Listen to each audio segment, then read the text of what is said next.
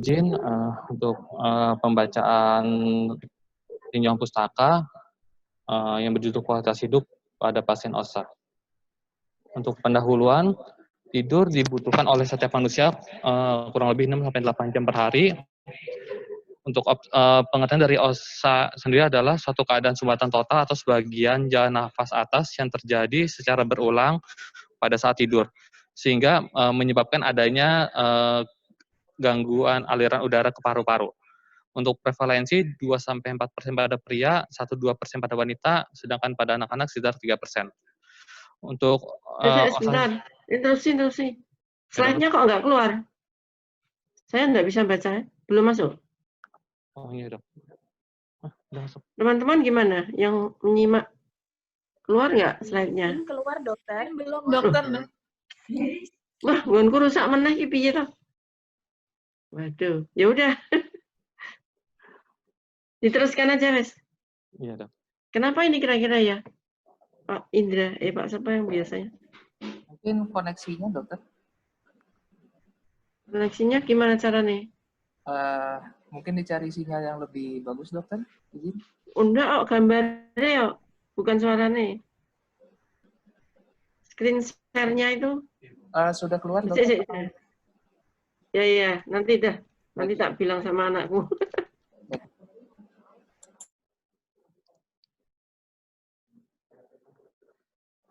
Izin lanjutkan dokter. Silahkan lanjutkan aja. Oke, dok. Ya.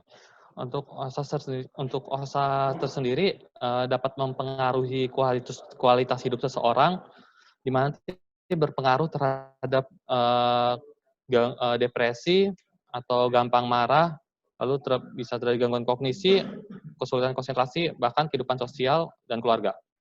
Untuk tujuan penulisan ini yaitu menambah wawasan pengetahuan kita tentang OSA yang dapat mempengaruhi kualitas hidup. Untuk tinjauan pustaka, OSA tersendiri adalah suatu keadaan terjadinya obstruksi jalan nafas atas secara periodik selama tidur yang menyebabkan nafas berhenti secara intermittent, baik komplit ataupun parsial.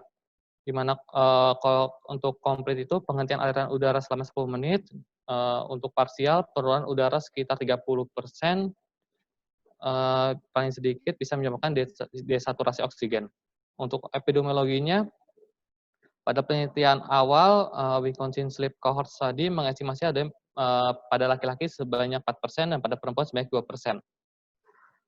Untuk prevalensi OSA sekitar 5% dalam ada epidemiologi lain sekitar 5%. Lalu umumnya pada usia dewasa muda 40-50 tahun. Untuk derajatnya 10% derajat ringan, 3,8% derajat sedang, dan 6,5% derajat berat. Untuk faktor resiko OSA sendiri bisa dipengaruhi oleh usia dan jenis kelamin, genetik ras, obesitas, lingkar leher, abnormalitas struktur kraniofacial, hipertrofi tonsil, dan makroglosia. Untuk gejalanya, ada daytime sleepiness, yaitu rasa kantuk pada siang hari, keluhan snoring, choking, atau gasping, lalu ada morning headache, ada nyeri kepala, terjadi beberapa saat setelah pasien bangun. Untuk tata laksana terbagi dua, ada terapi non-bedah dengan pemakaian CPAP dan terapi bedah, yaitu untuk memperbaiki volume dan bentuk saluran nafas atas. Untuk selanjutnya, membahas tentang kualitas hidup. Quality of life ini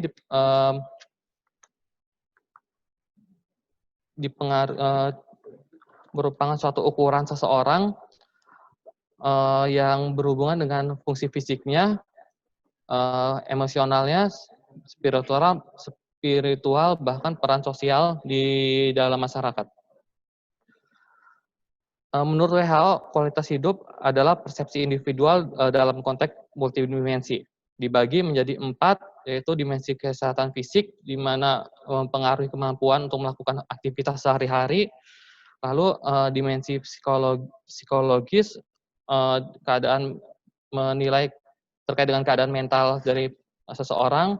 Lalu dimensi hubungan sosial, hubungan antara dua individu atau lebih, di mana tingkah laku individu tersebut akan saling mempengaruhi, merubah, atau memperbaiki.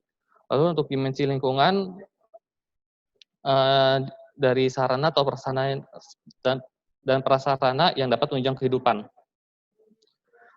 Pasien OSA sering datang ke layanan kesehatan dengan gejala yang mengindikasi adanya penurunan kualitas hidup mereka. Itu nanti berhubungan dengan kepatuhan terapi non bedah pada pasien tersebut, khususnya itu CPAP, terapi CPAP. Pasien dengan apnea hypopnea index AHI kurang dari 20 itu melaporkan adanya gangguan fungsi sosial, keterbatasan dalam fungsi karena faktor fisik dan emosional, serta kurangnya rasa kesejahteraan dan kesehatan mental daripada orang yang normal. Maka dilakukan ada pengukuran kualitas hidup, memberi peran yang cukup besar dalam menilai tingkat kesembuhan, sehingga dibutuhkan alat ukur atau instrumen untuk menilai kualitas tersebut. Instrumen dibagi dua, generik atau umum dan yang spesifik. Untuk generik sendiri, kelebihannya dapat dipakai dalam berbagai studi populasi dan lebih komprehensif. Jadi bisa dipakai selain untuk OSA sendiri, bisa dipakai untuk penyakit-penyakit yang lainnya. Kelemahannya mungkin kurang sensitif untuk mendeteksi perbedaan terhadap suatu penyakit atau kondisi tertentu. Untuk instrumen yang spesifik, kelebihannya memberikan hasil yang lebih detail, jelas tentang efek penyakit tertentu dan pengobatannya. Kekurangannya, dia tidak bisa dipakai untuk penyakit yang lain, hanya khusus untuk penyakit tertentu. Untuk instrumen kualitas pada OSA terdapat ada 4. Pertama, Medical Outcome Study Short Form Health Survey atau singkat dengan SF36, itu merupakan suatu kuesioner yang generik. Lalu Sleep Apnea Quality of Life Questionnaire atau SAQLI, Functional Outcome of Sleep Questionnaire FOQS, dan Quebec Sleep Questionnaire QSQ. Ini merupakan kuesioner yang spesifik. Untuk SF sendiri lebih sering digunakan dibanding bagian daripada instrumen lain, yaitu sama untuk mengevaluasi kualitas hidup. Lalu kuesioner SF36 ini sudah diterjemahkan dan divalidasi dalam versi Indonesia dan telah banyak digunakan dalam berbagai penelitian di Indonesia dari berbagai macam penyakit. Terdapat 36 pertanyaan, terdiri dari 2 dimensi, yaitu dimensi kesehatan mental dan dimensi kesehatan fisik. Lalu masing-masing nilai nanti dinilai ada skor 0 sampai 100, di mana nanti jika skornya kurang dari 50, dia menandakan adanya gangguan pada kualitas hidupnya. Ini untuk kelampirannya, terdapat 36 pertanyaan yang sudah divalidasi ke bahasa Indonesia. Untuk kuesioner kedua, yaitu Sleep Apnea Quality of Life Questionnaire, yaitu instrumen yang divalidasi khusus untuk OSA. Ini merupakan kuesioner spesifik, yaitu yang memenuhi kriteria untuk konsisten internal, validitas, dan responsif. SAQLI ini dikembangkan untuk mengamati gejala dan penurunan fungsi yang berpengaruh terhadap kualitas hidup dari OSA. Jadi intinya keuntungannya itu untuk menilai kualitas hidup sebelum dan setelah pengobatan dari CPAP. Ini untuk SAQLI ini terdiri dari 35 pertanyaan, terdiri dari 5 domain. Untuk penilaiannya sedikit dia lebih lama karena dilakukan pertama sebelum pasien dilakukan terapi CPAP dan dievaluasi kembali setelah 4 minggu kemudian. Lalu kuesioner yang ketiga, ini yang spesifik, yaitu Functional Outcome of Sleep Questionnaire FOQS, adalah ukuran penilaian terhadap dampak dari gangguan tidur pada aktivitas kehidupan sehari-hari, terutama rasa kantuk pada siang hari. Ini merupakan instrumen standar penyakit OSA yang dirancang untuk menilai dampak kantuk terhadap kemampuan untuk melakukan aktivitas sehari-hari. Kuesioner ini mempunyai reliabilitas dan validitas yang baik. Kelemahannya tidak dapat menunjukkan keparahan dari penyakit tersebut. Terdiri dari 30 pertanyaan, terdapat 5 domain pada kuesioner ini. Untuk yang terakhir, yaitu Quebec Sleep Questionnaire, itu merupakan instrumen juga yang telah tervalidasi untuk menilai kualitas pada OSA. Ini untuk kuesioner yang tadi Sakli, FOKS, dan Quebec ini belum ada terjemahan ke bahasa Indonesia, jadi masih bahasa Inggris untuk kuesionernya. Dia memiliki waktu yang lebih pendek dan item yang terstandarisasi. Jadi membuatnya lebih sesuai untuk studi besar dan jangka panjang. Quebec Sleep Questionnaire ini memiliki karakteristik responsif terhadap perubahan yang disebabkan oleh intervensi terapeutik. Evaluasi peningkatan kualitas hidup pada pasien OSA yang menjalankan perawatan CPAP secara terus-menerus. Terdiri dari 32 pertanyaan dan terdapat 5 domain pada pertanyaan tersebut. Untuk ringkasan, untuk kualitas hidup menurut WHO, kualitas hidup itu sebagai sebuah persepsi individu terhadap kehidupan mereka dalam konteks budaya dan sistem nilai di mana mereka tinggal dan hidup dalam hubungannya dengan tujuan hidup dan harapan mereka. Pasien OSA sering datang ke layanan kesehatan dengan gejala yang mengindikasi adanya penurunan kualitas hidup mereka. Peningkatan kualitas hidup adalah penentu penting apakah pasien mematuhi terapi non-bedah ini berupa CPAP. Lalu kualitas hidup OSA diukur dengan berbagai macam kuesioner. Yang sudah disebutkan tadi ada SF36, FOKS, Sakli, dan KSQ. Terima kasih. Ya, terima kasih Pak Heri. Itu ada beberapa kuesioner instrumen untuk menilai kualitas hidup OSA ya. Ya, dokter. Tapi ada yang umum dan ada yang khusus. Harusnya disendirikan ya. Kalau yang umum itu bisa untuk menilai kualitas hidup pada kasus apapun. Seperti SF36 itu kan bisa untuk pasien LPR, bisa untuk pasien MSK misalnya gitu. Tapi pada suatu penyakit tertentu itu ada khasnya. Kalau yang khas ini di OSA ada berapa itu? Ada 4 ya kalau nggak salah ya. Yang ada sudah 3, dokter. 3? 3, dokter. Nah, 3 itu ada perbedaannya enggak? Misalnya kita mau melihat kualitas hidup yang seperti apa, derajat OSA-nya, sehingga nanti hasilnya akan bagus, itu pakai kuesioner apa. Dan misalnya pada anak, itu kita harus pakai apa? Kita ada nggak keterangannya? Untuk keterangannya hanya seperti yang untuk Sakli ini, dok, untuk Sleep Apnea Quality of Life Questionnaire, untuk Sakli ini, dia tujuannya tertuju pada evaluasi sebelum dan pemberian dari CPAP-nya, dok, terapi CPAP-nya. Untuk FOKS sendiri, untuk kualitas hidup lebih kerasa kantuk pada pagi hari, dok. Oh, jadi spesifik ya. Yang ya, dok. Untuk yang terakhir ini, yang Quebec ini, sebenarnya hampir sama dengan Sakli, dok.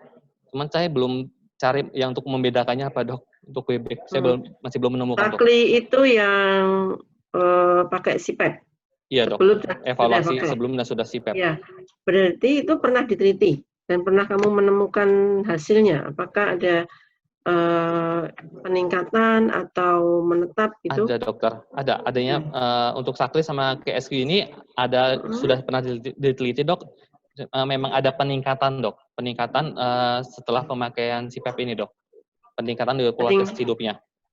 Ya, mestinya dicantumkan ya di situ ya untuk ya, bisa dokter. Mengetahui apakah ada kemanfaatan dari instrumen yang dipakai pada kasus-kasus tersebut. Karena kalau sudah pernah diteliti, kemudian kita mau meneliti, itu harus beda. Beda di apanya? Misalnya pemakaian CPAP-nya berapa lama, atau derajat OSAS-nya yang seberapa. Dan itu nanti ada spesifikasinya atau metode yang dipakai yang sudah diteliti. Sehingga apakah penelitian yang sudah diteliti tadi dengan instrumen apa tadi? Quebec. Dengan Sakli itu hampir sama. Itu berarti sama di mananya? Apakah ada beda? Misalnya sama di mananya? Kalau ada beda, perbedaannya apa? Kemudian apakah bisa dipakai atau diaplikasikan di kita selain untuk penelitian lanjutan, bisa untuk mengedukasi ke pasien bukan memberikan, istilahnya kalau Jawa itu meden-medeni, apa ya, bukan memberikan statement yang menyebabkan orang takut, tetapi kita memberi informasi bahwa kalau osanya itu derajatnya seperti ini, nanti kualitas hidupnya akan jelek sekali dengan tanda gejala seperti ini gitu. Jadi kita tahu Pak Heri, hasil penelitian yang sudah dilakukan itu bisa dipakai untuk edukasi. Walaupun di tempat kita belum diteliti. Yang kedua, kalau sudah ada penelitian seperti itu, kita boleh meneliti, mencocokkan dengan yang sudah diteliti, apakah ada persamaan di tempat kita atau berbeda. Itu nggak masalah. Bisa juga dengan metode yang lain. Itu loh. Ya, jadi ini ada 3 kuesioner yang khas untuk mengukur kualitas hidup OSA. Ya. Pak Heri sudah baca belum yang penelitian-penelitian itu? Yang memakai Webex, memakai Sakli. Untuk penelitian sih, untuk hasil-hasilnya dokter dari metodenya pre-post. Metodenya. Sebelum pakai CPAP, sudah pakai CPAP gitu? Iya, kalau yang Sakli dok. Berapa lama pakai CPAP-nya? Jadi dievaluasi lagi sekitar 4 minggu dokter. Jadi Terus berangkatnya itu dari derajat OSA yang sama atau enggak? Nggak dijelaskan untuk derajat OSA-nya dok. Jadi pasien datang sudah didiagnosis OSA, kemudian diperiksa dengan kuesioner itu dok. Habis itu dilakukan terapi, baru selama 4 minggu baru diulang lagi evaluasi kembali dok. Ya, itu yang Webex ya? Sakli dok. Kemudian, Sakli. Sakli yang ya, dok. satunya yang tadi yang ngantuk itu? Yang mengukur itu ngantuknya? FOQS dok, Functional Outcome Questionnaire. Yang diukur apanya? Yang saya baca sih hanya derajat kantuknya aja dok, lebih ke derajat kantuknya, terutama yang pada pagi hari dok. Ukuran untuk melihat kualitas hidupnya dari apa ya?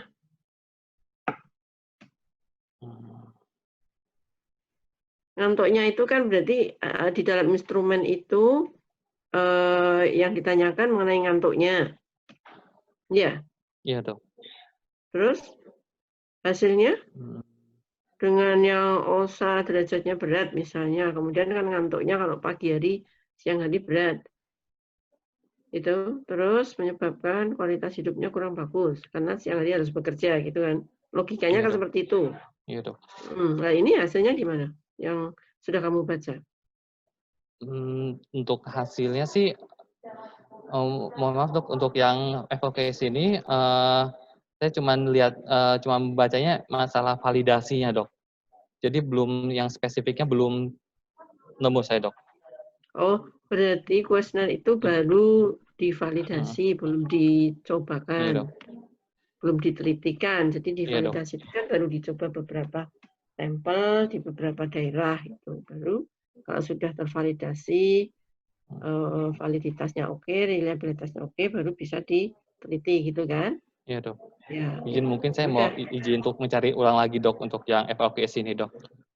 Ya, jadi gini, kalau di sisi dari komunitas itu memang kita ada modul kualitas hidup ya. Intinya kan memang kita belajar bagaimana kita mengedukasi pasien pada kasus-kasus yang terkait THT, misalnya ada OSA, ada OMSK, ada LPR, itu kan pasti orang bertanya, ini nanti terus bagaimana? Saya gimana ke depan biar tidak terjadi sesuatu yang merugikan, misalnya gitu. Nah, itu dasar kita edukasinya bisa ngambil dari kualitas hidup itu. Sehingga kita harus membaca paling tidak instrumen kualitas hidup yang spesifik, yang sudah pernah diteliti, kita baca untuk bisa sebagai bahan edukasi. Itu karena kalau kita tidak bisa ngomong yang khas atau tidak menemukan yang khusus, itu kita bisa memakai yang SF36, tapi kan itu berlaku untuk semua kasus. Padahal untuk kasus yang ada itu bisa beda-beda. Apalagi pada satu orang dengan orang yang lain juga kehidupannya, perilakunya, lingkungannya, dan psikologisnya sangat berbeda kan. Soalnya tadi kan kualitas hidup itu dipengaruhi beberapa faktor ya. Ada 4 itu tadi ya gambarmu Ada ya. 4, ya dokter. Ya itu dominan sekali untuk bisa berpengaruh. Ada lingkungan, kesehatan fisik, sosial, psikologis gitu. Ya, bisa jadi pada satu orang ini menjadi kualitas hidupnya jelek dengan kondisi yang sama, tapi pada orang lebih muda atau lebih bisa mengatasi psikisnya itu hasilnya akan berbeda. Kualitas hidupnya berbeda maksud saya. Itu ya.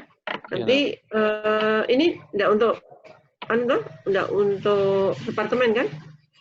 Pengennya dok, departemen. Untuk departemen enggak? Iya dokter. Oh, rencananya untuk departemen. Ya, kalau untuk departemen, minta tolong untuk bisa dirinci di kualitas hidupnya ya, tidak di OSAS-nya. OSAS itu hanya sekedar untuk diagnostik, kemudian tata laksana. Tata laksana juga nggak penting, pokoknya yang penting kan ini ada OSAS, terus kualitas hidupnya bagaimana. Inti pembicaraannya kan di situ, toh. Iya dokter. Nah, jadi tujuannya apa? Mengetahui kualitas hidup pada OSA. OSA apa OSAS? Beda loh. Beda nggak? Beda dokter. Kalau OSAS. Tetap OSA dokter. OSA, obstruksi sleep apnea. Iya dokter. Kalau OSAS sudah ada sindromnya. Sindromnya, iya dokter. Nah ini yang kamu bicarakan apa? OSA apa OSAS? Kayaknya OSAS deh. Iya dok. Lihat ada sipep-sipep itu kan OSAS. Iya OSAS dok. Iya. Ya udah nanti tinggal masukin aja kalau OSAS silahkan. Kalau mau OSAS silahkan. Artinya inti pembicaraan di kualitas hidupmu itu maunya apa disesuaikan dengan yang kamu baca jurnal-jurnalnya.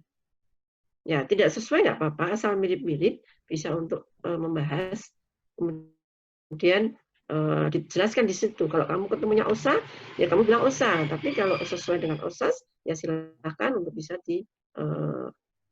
disampaikan gitu. Jadi jelas.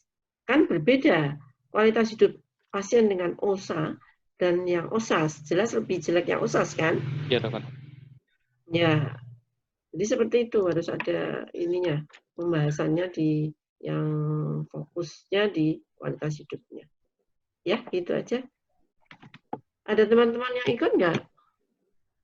Ada ya, 23 lumayan. Ada yang mau nanya nggak? Coba dong ngantuk ya. Capek ya dari pagi tadi jam 7 ya. Halo, kok diem semua? Ya udah, kalau memang nggak ada, terima kasih sekali sudah ikut mendengarkan. Terima kasih ya Pak Hedi. Sudah membuat, walaupun belum bagus. Nanti kalau memang untuk departemen harus dibaguskan lagi. Ya, ya, termasuk tulisan, isi, presentasi. Ya, terima kasih. Tutup ya. Assalamualaikum warahmatullahi wabarakatuh.